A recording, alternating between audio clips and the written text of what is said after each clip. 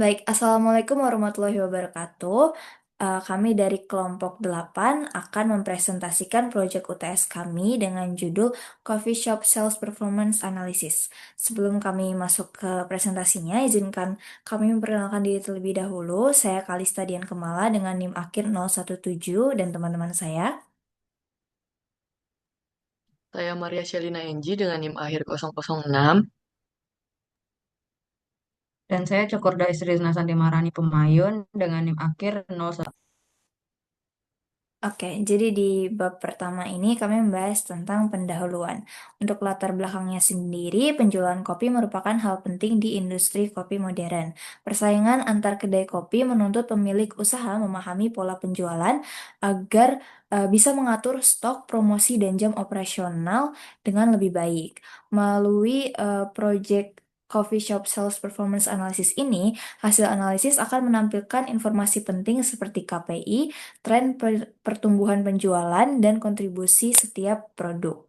Dengan pendekatan berbasis data, bisnis kopi dapat mengambil keputusan yang tepat, mengurangi pemborosan, dan meningkatkan kepuasan pelanggan.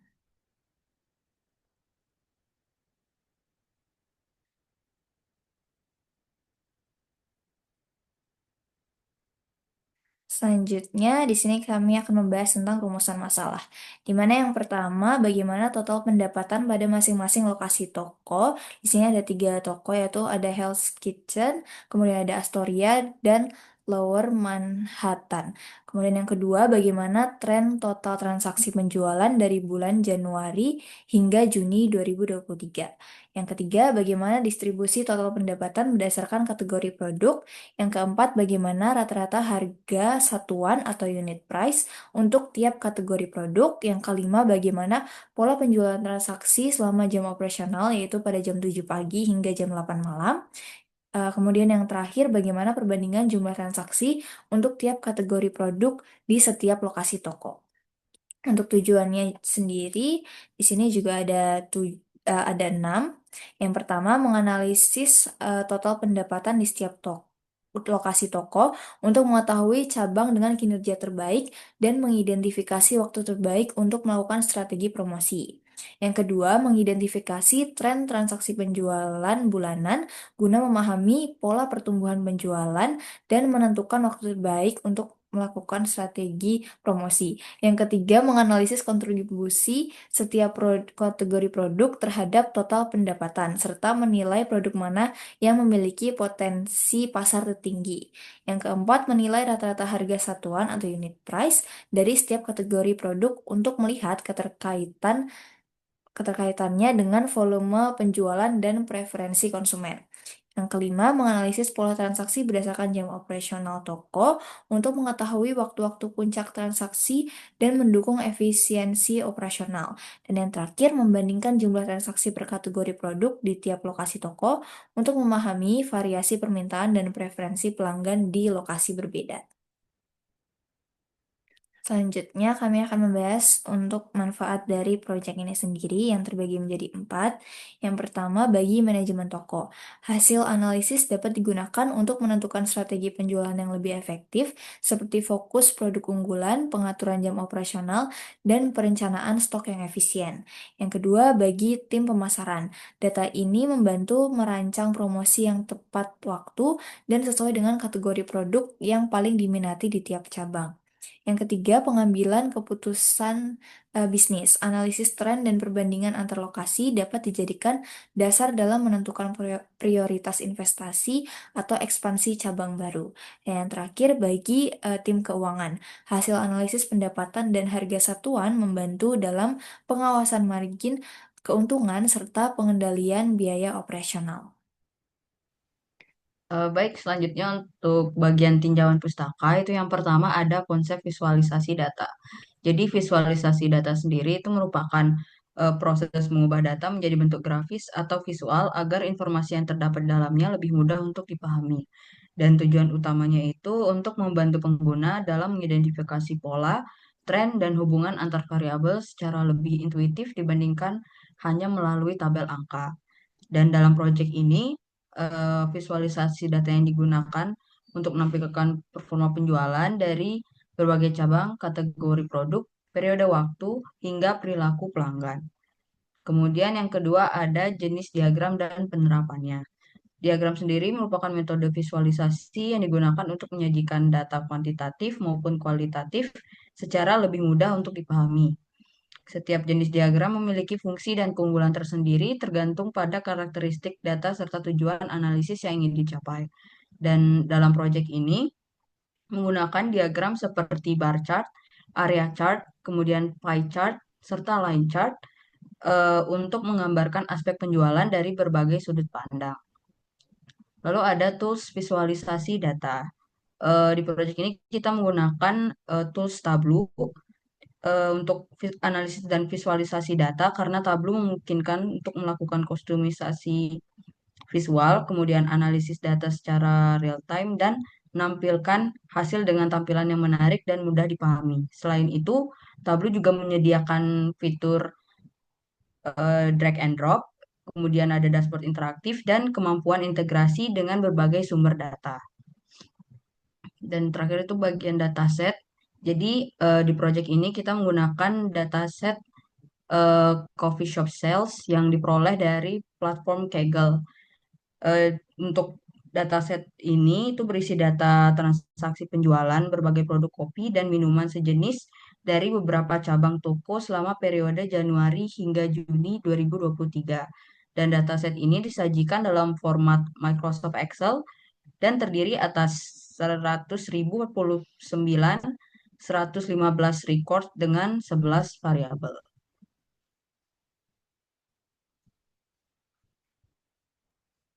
Oke, seperti yang sudah disampaikan teman saya sebelumnya, sekarang kita akan membahas atribut-atribut atau variabel-variabel detail yang ada di dalam dataset coffee shop sales.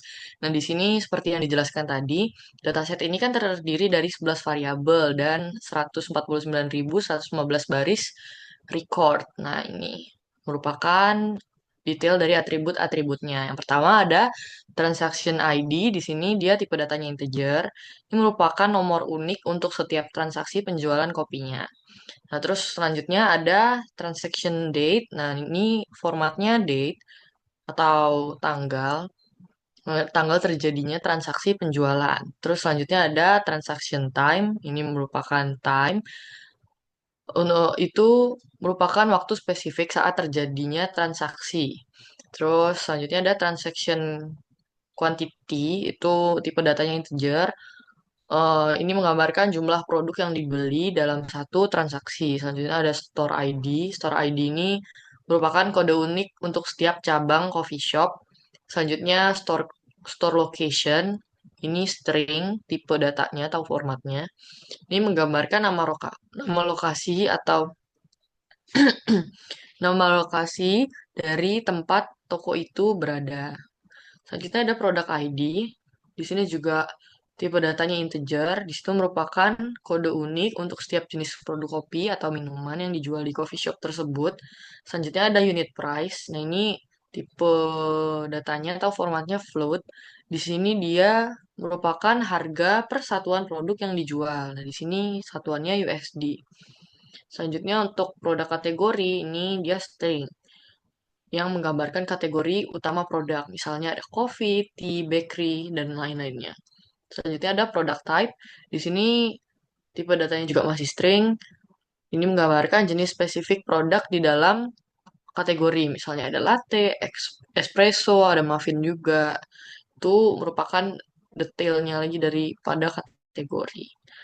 Selanjutnya ada produk detail. Nah, ini string tipe datanya. Ini menggambarkan deskripsi detail produk seperti ukurannya, small, medium, large, atau varian rasa, bisa juga varian es, atau varian gula, dan sebagainya macamnya. Oke, selanjutnya kita akan eh, ke proses pengolahan data. Yang pertama di sini ada proses import, dan jadi kita mengimport dataset coffee shop sales yang berformat Excel tadi ke dalam Tableau. Seperti itu gambarnya.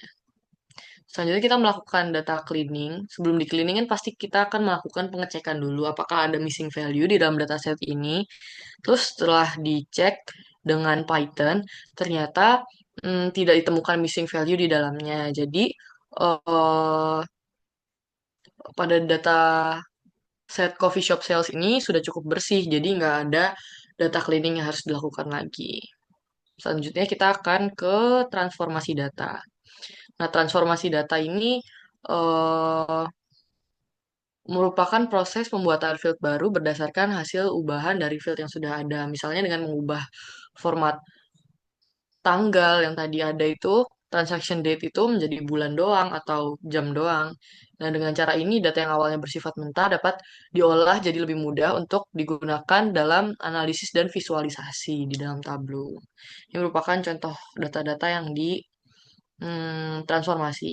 Yang pertama ada hour, selanjutnya ada ini merupakan hmm, rumusnya date part, hour, transaction time. Selanjutnya ada month, itu juga pakai date name, month, transaction rate.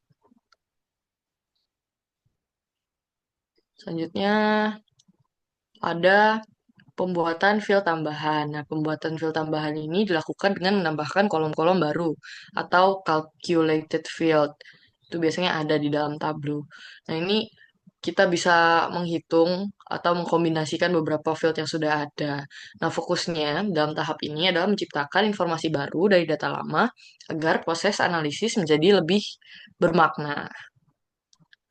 Nah, di sini kalau misalnya udah ada field tambahan, data itu menjadi lebih informatif dan mudah diolah dalam Tableau.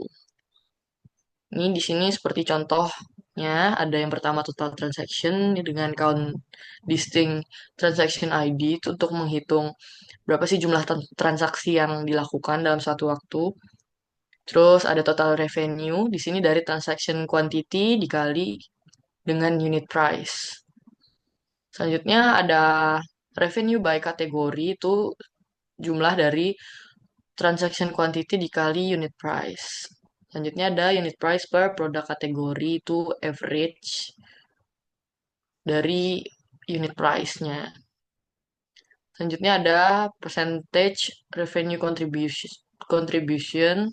Di situ sum dari total revenue bagi total sum revenue-nya. Seperti itu. Selanjutnya kita akan beralih ke tahap pembuatan visualisasi yang akan dijelaskan oleh teman saya.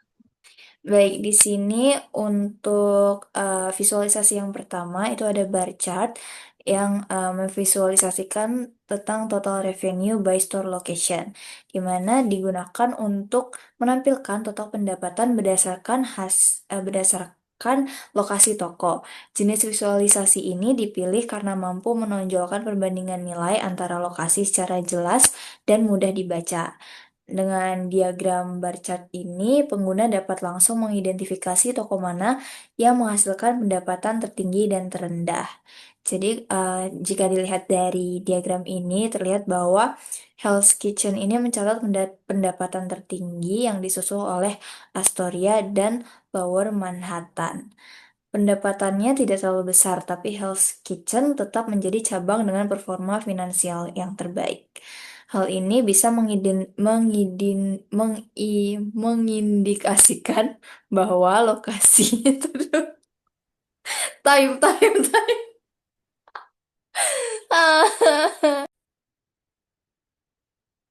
Baik, untuk visualisasi yang pertama, di sini ada bar chart yang memvisualisasikan total revenue by store location, di mana ini digunakan untuk menampilkan total pendapatan berdasarkan lokasi toko.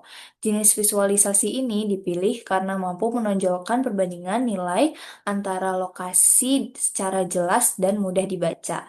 Dengan diagram ini, pengguna dapat langsung mengidentifikasi toko mana yang menghasilkan pendapatan tertinggi dan terendah. Nah, jika dilihat dari diagram ini, terlihat bahwa Hell's Kitchen ini mencatat pendapatan tertinggi yang disusul oleh Astoria dan juga Lower Manhattan. Perbedaannya memang tidak terlalu besar, tapi Hell's Kitchen tetap menjadi cabang dengan performa finansial yang terbaik. Hal ini bisa mengindikasikan bahwa lokasi Hell's Kitchen memiliki lalu lintas pelanggan lebih tinggi, atau memiliki harga jual rata-rata yang sedikit lebih tinggi, atau pelanggan di sana melakukan pembelian dengan nilai transaksi yang lebih besar. Jadi, Hell's Kitchen sebagai benchmark utama karena memiliki pendapatan tertinggi. Performa Hell's Kitchen bisa dijadikan tolak ukur untuk kedua cabang lainnya, yaitu Astoria dan Lower Manhattan. Nah, untuk Astoria dan Lower Manhattan berpotensi untuk ditingkatkan karena keduanya memiliki selisih pendapatan sekitar 4 sampai 6 ribu lebih rendah. Jadi bukan berarti buruk, tapi masih bisa dioptimalisasikan. Kemudian perlu analisis lanjutan terhadap volume transaksi dan harga rata-rata. Lanjut ke visualisasi yang kedua. Nah, di sini menampilkan visualisasi dari area chart total transaction from January to Juni 2023. Ini digunakan untuk menggambarkan perkembangan jumlah transaksi dari bulan Januari hingga Juni 2023. Visualisasi ini dipilih karena mampu menunjukkan perubahan volume transaksi dari waktu ke waktu, sekaligus memberikan kesan kumulatif melalui area yang berwarna. Hal ini membantu dalam menganalisis tren musiman atau peningkatan aktivitas penjualan dalam periode tertentu. Untuk insight-nya sendiri, di sini grafik ini menunjukkan adanya tren peningkatan jumlah transaksi di eh, di setiap lokasi dari bulan Januari hingga ke Juni 2023. Pada awal periode, jumlah transaksi di ketiga cabang relatif rendah, yaitu sekitar 5.000 sampai 6.000 transaksi per bulannya. Namun terus meningkat signifikan hingga mencapai puncaknya pada bulan Juni dengan total transaksi tertinggi di Astoria sebanyak 11.985 transaksi, disusul dengan Hell's Kitchen 12.071 dan Lower Manhattan 11.296. Peningkatan paling mencolok mulai terjadi sejak bulan Maret, dan pada bulan April tercatat 8.556 transaksi di cabang Astoria, menunjukkan adanya lonjakan aktivitas pembelian yang cukup besar. Pola kenaikan ini mengindikasikan bahwa minat pelanggan terhadap produk kafe meningkat seiring waktu, kemungkinan dipengaruhi oleh faktor musiman, promosi tertentu, atau peningkatan loyalitas pelanggan. Untuk implikasinya sendiri, yang pertama, pertumbuhan permintaan positif, yang kedua, peluang optimalisasi sumber daya, yang ketiga, identifikasi momen puncak untuk strategi promosi, dan yang terakhir, analisis mendalam antar cabang.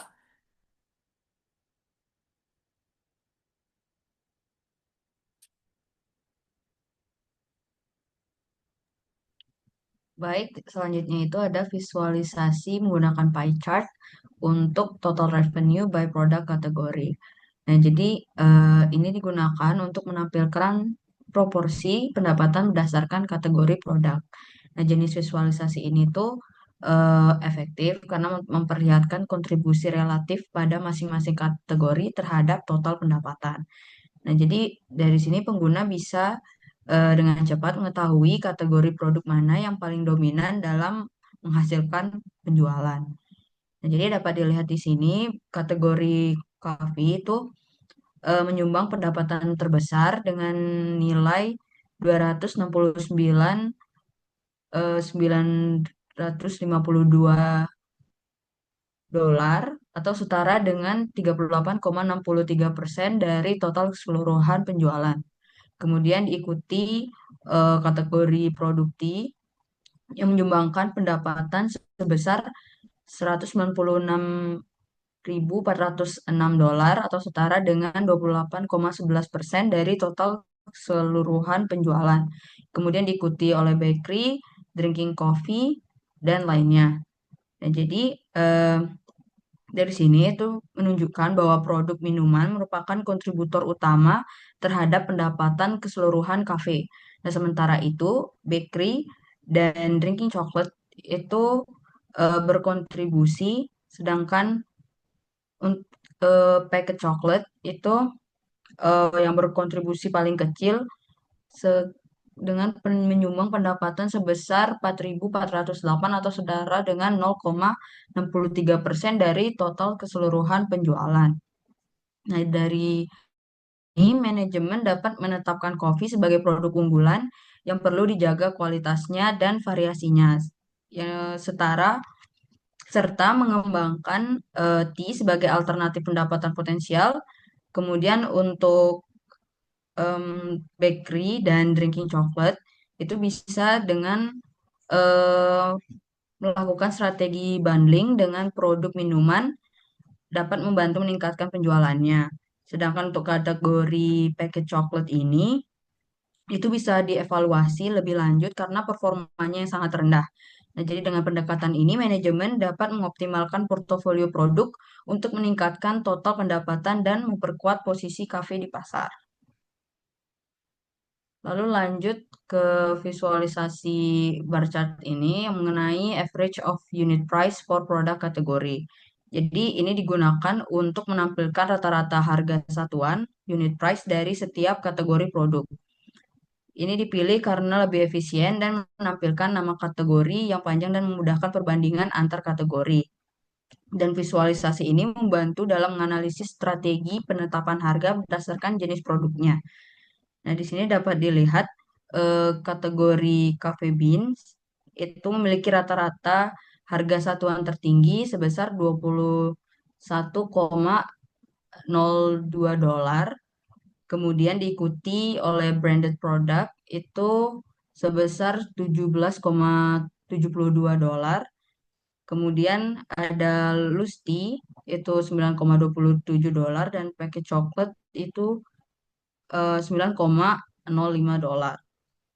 Sementara itu produk dengan harga satuan terendah yaitu flavors itu 0,80 dolar. Kemudian di sini juga ada tea 2,82 dolar dan coffee 3,02 dolar.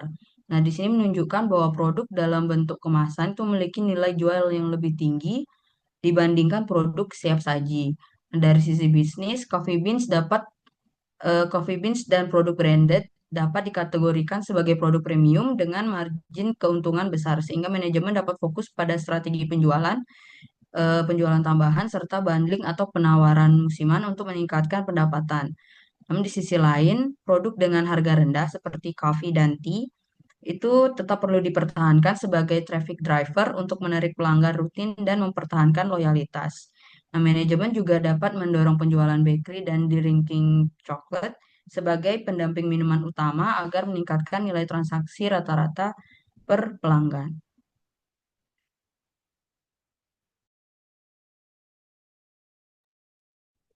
Oke, untuk selanjutnya ada line chart. Di sini line chartnya itu membahas tentang number of transaction during working hours. Nah, di sini itu working hours-nya dari jam 7 pagi sampai jam 8 malam atau jam 20. Nah, di situ digambarkan dengan line chart untuk menunjukkan jumlah transaksi yang terjadi selama jam operasional toko. Nah, visualisasi ini dipilih karena lebih efektif dalam memperlihatkan pola fluktuasi transaksi per jamnya.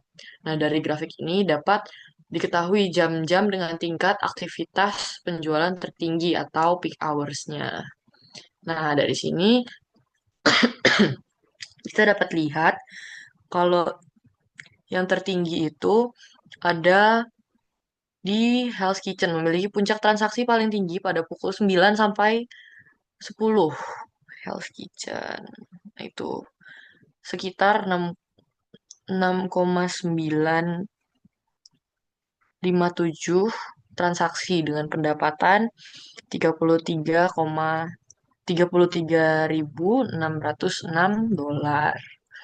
Itu paling banyak di situ. Kemudian turun drastis setelah pukul 11. Nah, pola serupa juga terlihat di Lower Manhattan dengan puncak sekitar pukul 10 sebelum mengalami penurunan tajam menjelang siang. Sementara itu untuk Astoria menunjukkan tren yang lebih stabil dengan transaksi yang tidak terlalu tinggi di pagi hari tetapi konsisten hingga sore hari.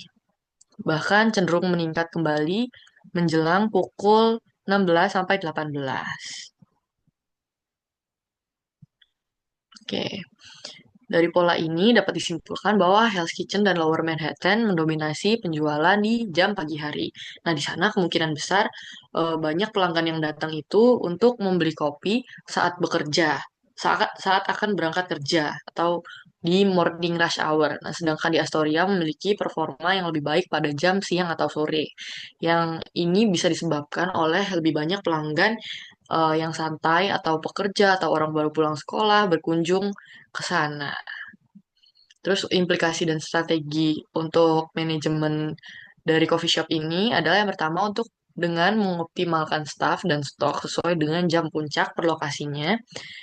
Di sana bisa menambahkan barista atau kasir di Hell's Kitchen dan Lower Manhattan pada pukul 7 sampai 10. Lalu mereka bisa memfokuskan stok minuman cepat saji seperti kopi dan bakery di jam pagi untuk menghindari antrean yang panjang. Untuk di Astoria kan peak time-nya dia dari jam 15 sampai 18. Nah, ini bisa meningkatkan persediaan dan tenaga kerja di jam tersebut. Karena di jam-jam tersebut terjadi peningkatan permintaan. Selanjutnya ada rancangan promosi berbasis waktu atau time-based promotion. Di sini coffee shop bisa menerapkan promo afternoon chill atau buy one get one tea time di cabang Hell's Kitchen dan Lower Manhattan pada jam sepi dari jam 12 sampai jam 3 sore untuk menjaga trafik penjualan agar tetap stabil. Sedangkan di Astoria buat promo sarapan pagi agar menarik pelanggan di jam 7 hingga jam 10 pagi yang masih relatif sepi. Selanjutnya bisa mengatur strategi operasional dan marketing yang berbeda per lokasinya. Di Hell's Kitchen dan Lower Manhattan itu harus fokus terhadap morning commuter atau strategi cepat saji dan efisiensi pelayanan di jam pagi. Sedangkan di Astoria fokus pada leisure customer atau pengunjung yang datang untuk santai di sore hari. Sehingga bisa dikembangkan suasana kafe yang lebih nyaman dan Instagramable. Oke, untuk selanjutnya,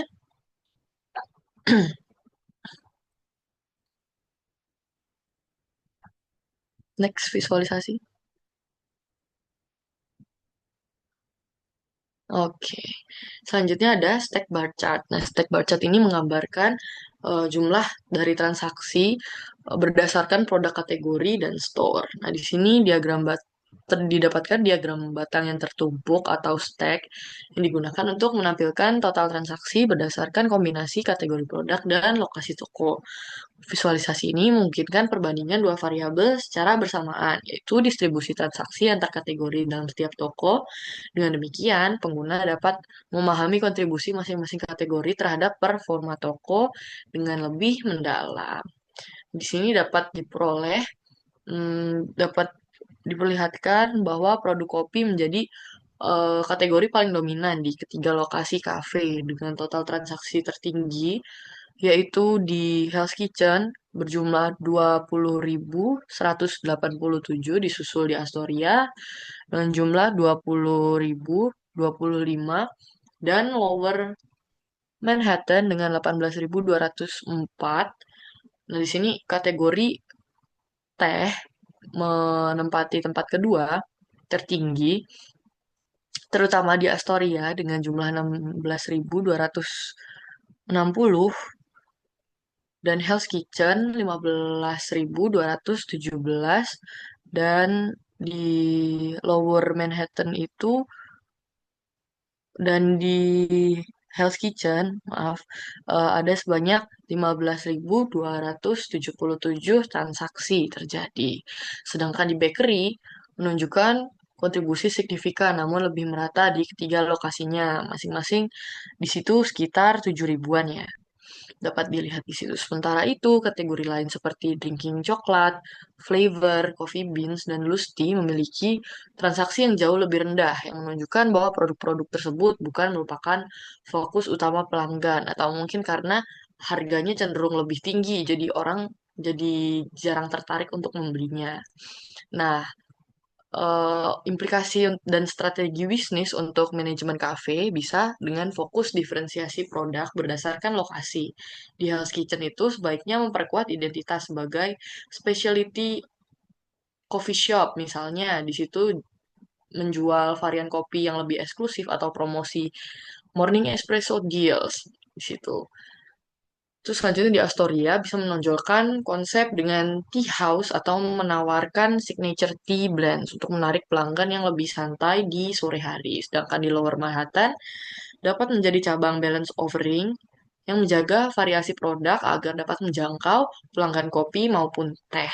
Selanjutnya, bisa mengoptimalkan penjualan produk pelengkap seperti bakery dan coklat. Di sini kita bisa membuat promo bundling seperti kopi plus croissant combo atau tea dan cake afternoon set untuk meningkatkan nilai transaksi rata-rata. Kita juga bisa mengembangkan menu seasonal pastry atau minuman coklat premium untuk menarik pelanggan baru di waktu yang sepi. Selanjutnya, yang terakhir, efisiensi stok dan distribusi bahan baku. Nah, karena kopi di sini menjadi kategori utama dan yang paling banyak dibeli, stok utama bahan baku dan peralatan kopi perlu diprioritaskan sehingga eh, dapat selalu memenuhi permintaan dari pelanggan yang datang ke coffee shop pada hari itu. Seperti itu. Mungkin sekian presentasi dari kelompok kami. Mohon maaf jika ada salah kata atau perbuatan. Wassalamualaikum warahmatullahi wabarakatuh.